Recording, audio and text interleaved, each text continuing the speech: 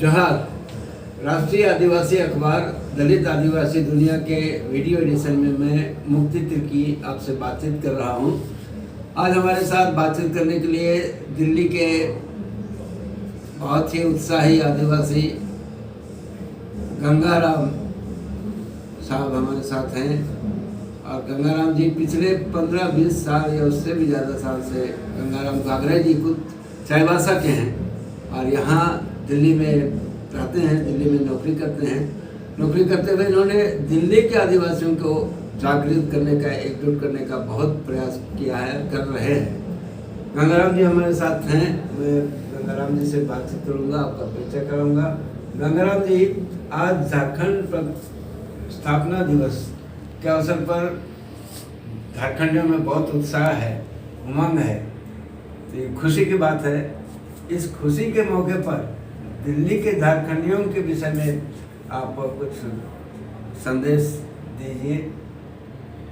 जोहार। मुक्ति तिर्की जी को मैं बहुत बहुत धन्यवाद देता हूं और दिल्ली और झारखंड के सभी निवासियों को 21वां स्थापना दिवस और 147वां बिरसा जयंती के अवसर पर शुभकामनाएं देते हैं। जैसा कि दिल्ली देश की राजधानी है और वहाँ झारखंडी नहीं, सभी एक आदिवासियों को एक सक्रियता भूमिका जो निभानी चाहिए।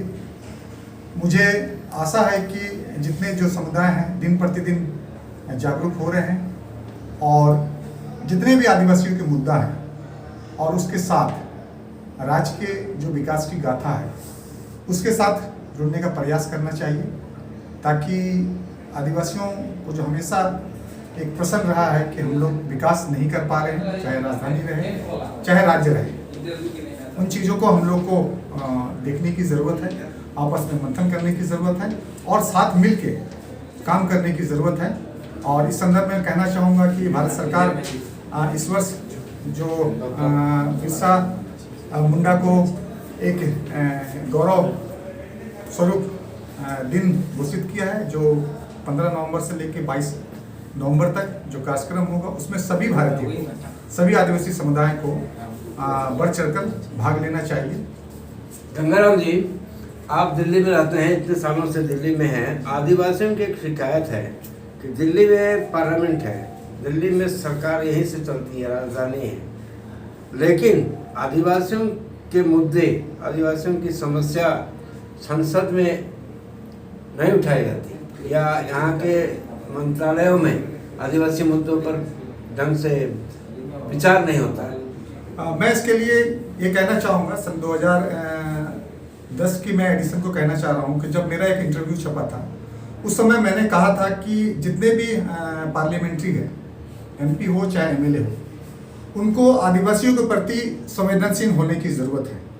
यदि हम अपने जनजाति के प्रति, अपने समुदाय के प्रति यदि संवेदनशील नहीं रखते हैं तो हम अपनी मुद्दा को ठीक से, चाहे संसद रहे चाहे भारतीय विधानसभा हो, उनको हम लोग सही रूप में एक मानस पटल पर, उस टेबल पर नहीं रख पाते हैं। शायद यही कारण है कि दिल्ली के राजधानी में जो आदिवासियों की संख्या के जो MP हैं लगभग 47 से लेकर 50 लोग हैं और अभी तक हम लोग आशा ही कर रहे हैं कि जितने भी MLA हैं वो संसद पर अपनी बातें रखें और आदिवासी मुद्दा पर एक संघर्षशील रहें और उनको एक विकास की रथ पर जोड़ें, ताकि वह विकास जो एक आदिवासी के पास पहुंचना चाहिए, जो हमारे लिए सपन रहा है, उसके लिए हम लोग को राजनीतिक स्तर पर और जितने जो नागरिक हैं उनको एक सक्रियता से भूमिका निभाना ही होगा। तभी हम लोग एक जो बिरसा के स्लोगन कहा जाए या उनका सपन था कहा जाए, अबुआ दिसुम अबुआ राज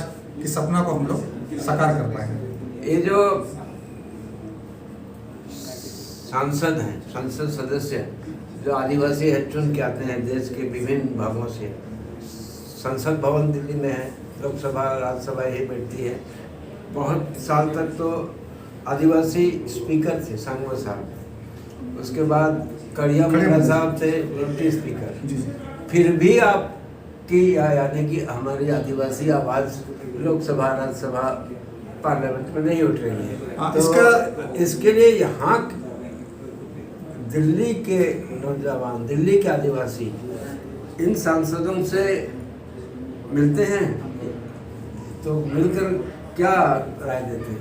इसमें मैं एक बात कहना चाहूँगा, चूँकि देश की राजधानी है, यहाँ एक जो आदिवासी संसदों के साथ एक आदिवासी जो संवाद होना चाहिए, वह कार्यक्रम एक विधिवत तरीका से कभी भी नहीं हो पाया है, जिसके कारण जो हमारी मुद्दा को है वो लोग नहीं उठा पाए हैं। दूसरा मैं कहना चाहूँगा कि दिल्ली में जितने आदिवासी लोग हैं, मुझे लगता है कि एक दबाव समूह इन संसद महोदयों को बनाना चाहिए, ताकि उन्हें भी एक डर रहे कि यदि हम लोग अपने संसदीय क्षेत्र से दिल्ली में आते हैं तो सिर्फ प्रवासी ही बन के नहीं, बल्कि जो भारत के संविधान के द्वारा, भारत के जनता के द्वारा उन्हें चुनकर जो संसद में भेजा जाता है, उन बातों को सक्रियता तभी रख पाएंगे जब हमारा दबाव उन पर पूर्णता बनाया जाएगा, और उन्हें दबाव के साथ अपनी बातें रखने के लिए हमें मजबूर करना होगा, तभी हमारे बात रखेंगे। क्योंकि जो आदिवासी राजनीतिक है, अभी भी कहीं न कहीं एक परिपक्वता की कमी हम लोग देखते हैं। इस संदर्भ में हम लोग उदाहरण आदरणीय अर्जुन मुंडा साहब का भी दे सकते हैं। कई रोल मॉडल राजनीतिकों की ज़रूरत है, जो हमें आगे तक ले जाने में उनकी जो भूमिका होना चाहिए वो नहीं मिल पा रहा है।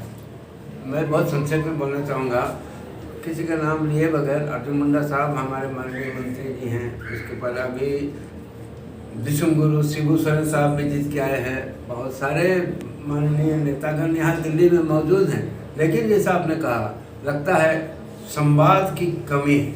इस संवाद की कमी को दूर करने के लिए कोई संदेश दीजिए, और आज के लिए हम लोग अपना कार्यक्रम यहीं खत्म करें। अपना संदेश।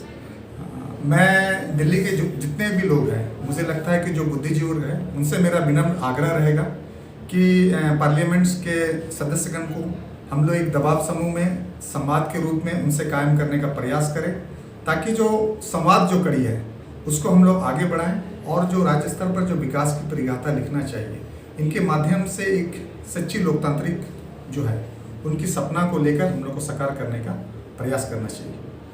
बहुत धन्यवाद गागरा साहब। जो है